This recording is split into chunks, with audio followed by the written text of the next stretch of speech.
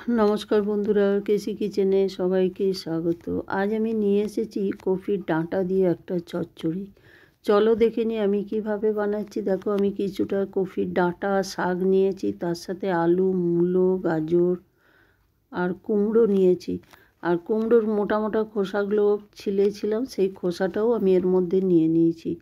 এইরকমভাবে যদি পাঁচমিশালি তরকারি করা যায় তো খেতে অসম্ভব ভালো লাগে। আর গরম ভাতে প্রথম পাতে তো খুবই ভালো লাগে।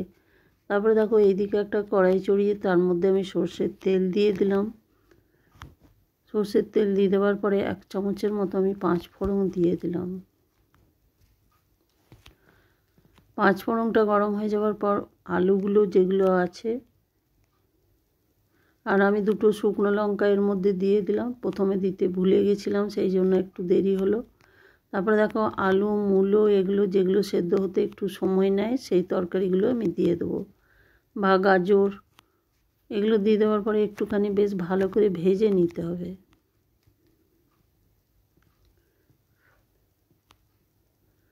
ঢাকা দিয়ে আমি কিছুক্ষণ লো ফ্লেম করে রেখে দিলাম। তারপরে দেখো, ঢাকা খুলে আর একটু নেড়ে চেড়ে নিলাম। এইগুলো একটু সেদ্ধ হতে সময় নেয়, আর কুমড়োটা অতি সহজেই হয়ে যায়, সেই জন্য কুমড়োটা একদম পরে দেবো। তারপরে ভাজা হয়ে যাওয়ার পরে দেখো, কুমড়োর খোসাটা দিয়ে দিলাম। কফির যে ডাঁটা বা শাক খুবই পাতলা করে কেটে নিয়েছি, সেটাও আমি এটার মধ্যে দিয়ে দিলাম। দিয়ে দেওয়ার পরে দেখো, কিছুটা আমি ছোলা ভিজিয়ে রেখেছিলাম, সেই ছোলাটা এটার মধ্যে দিয়ে দিলাম। এই ধরনের তরকারি, পাঁচমিশালি তরকারি কিন্তু খেতে ভীষণ ভালো লাগে, আর এটা আমরা বাঙালিরা মোটামুটি প্রত্যেকেই পছন্দ করি। তারপরে দেখো, এর মধ্যে পরিমাণ মতো নুন, 1 চামচের মতো হলুদ দিয়ে দিলাম। হলুদ দিয়ে দেওয়ার পরে বেশ ভালো করে একটুখানি আবার ভেজে নিতে হবে বা নেড়ে চেড়ে নিতে হবে। তবে এটা লো টু মিডিয়াম আঁচ করেই করে যেতে হবে। দেখো, এটা আমি লো ফ্লেম করে ঢাকা দিয়ে ওইদিকে রেখে দিলাম। আর এইদিকে মশলা করে নিই। দেখো, হলুদ, সর্ষে 1 চামচ, 1 চামচ পোস্ত, কয়েকটা কাঁচা লঙ্কা আমি ওইদিকে পেস্ট করে রেখে দিলাম। তারপরে এইদিকে দেখো, ঢাকা খুলে আমি আরেকবার নেড়ে চেড়ে নিলাম। এবার ওই যে মশলাটা আমি পেস্ট করে রেখেছি, সেই মশলাটা আমি এটার মধ্যে দিয়ে দিলাম। আর তার সাথে মিক্সির জার ধোয়া জলটাও দিয়ে দিলাম, তাহলে আর আলাদা করে কোনো জলের দরকার হবে না। মশলাটা দিয়ে দেওয়ার পরে একটুখানি বেশ নেড়ে চেড়ে নিলাম। নেড়ে চেড়ে নেবার পরে এরপরে আমি কুমড়োটা দিয়ে দিলাম। কুমড়োটা একদম লাস্টে দেওয়ার কারণ এইটাই যে কুমড়োটা একদম ঘাটা ঘাটা হবে না, তাহলে কিন্তু গোটা গোটা থাকবে, খেতেও ভালো লাগবে আর দেখতেও খুব ভালো হয়। তারপরে দেখো, ঢাকা দিয়ে আমি 5 মিনিটের মতো লো ফ্লেম করে রেখে দিয়েছিলাম। তারপরে ঢাকা খুলে দেখাচ্ছি। দেখো, আর একটু বেশ ভালো করে নেড়ে চেড়ে নিতে হবে কুমড়োটা।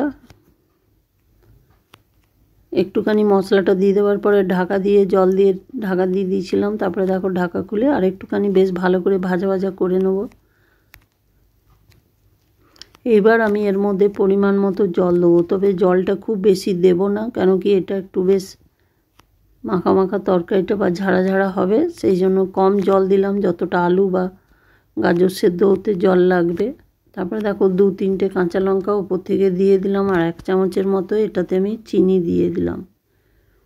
চিনি দিয়ে দেওয়ার পরে দেখো, ঢাকা দিয়ে লো ফ্লেম করে আমি ওইদিকে সেদ্ধ করতে দিলাম।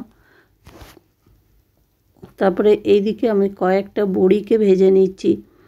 তোমরা যদি চাও তো প্রথমে কড়াইয়ে বড়িটা ভেজে তুলে রাখতে পারো। আমি সেই সময়টাই আমার ভাজা হয়নি, সেই জন্য আমি 5 ফোড়নটা দিয়ে ফেলেছিলাম, সেই জন্য আমি এটা আলাদা করে ভেজে নিলাম। ভেজে নেবার পরে দেখো, এইদিকে ঢাকা খুলে দেখাচ্ছি, জলটাও আমার শুকিয়ে এসছে, তরকারিটাও একদম কত সুন্দর মাখা মাখা হয়েছে। এবার আমি বড়িগুলো দিয়ে দিলাম। বড়িগুলো যেহেতু আমার খুবই ছোট বড়ি, সহজেই সেদ্ধ হয়ে যায়, সেই জন্য নামাবার ঠিক আগে দিয়েছি, তাহলে কিন্তু কোনো অসুবিধা হবে না বা শক্ত থাকবে না। বড়িটা দিয়ে দেওয়ার পরে আরও বেশ খানিকক্ষণ ধরে এটাকে নেড়ে চেড়ে নেব বা ভেজে নেব। তারপরে দেখো, এটা ঢাকা দিয়ে আরও 2 মিনিটের মতো আমি রেখে দিলাম। রেখে দেওয়ার পরে আরও বেশ খানিকক্ষণ ধরে এটাকে আমি, যেহেতু চচ্চড়ি মতো বানাচ্ছি, সেই জন্য এটাকে একটু বেশ ঝাড়া ঝাড়া ভালো লাগবে খেতে।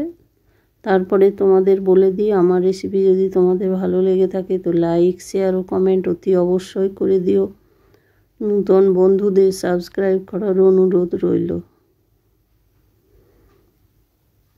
দেখো এটাকে কিন্তু সমানে কিন্তু লো ফ্লেম করে নেড়ে যেতে হবে বা ভেজে যেতে হবে, তাহলেই কিন্তু এটা খেতে ভীষণভাবে ভালো লাগে।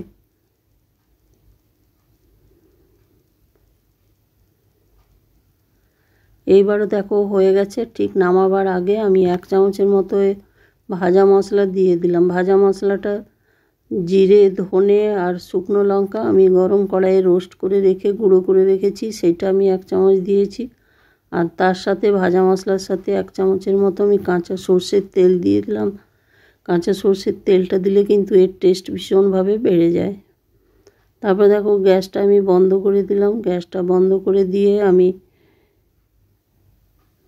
ঢাকা দিয়ে 5 মিনিটের মতো স্ট্যান্ডিং টাইমে রেখে দিলাম। তারপরে দেখো ঢাকা খুলে আমি দেখাচ্ছি কত সুন্দর আর কত লোভনীয় তরকারিটা আমার হয়েছে। তোমরা সকলে ভালো থেকো, সুস্থ থেকো। ফিরে আসছি পরের কোনো রেসিপি নিয়ে। ধন্যবাদ।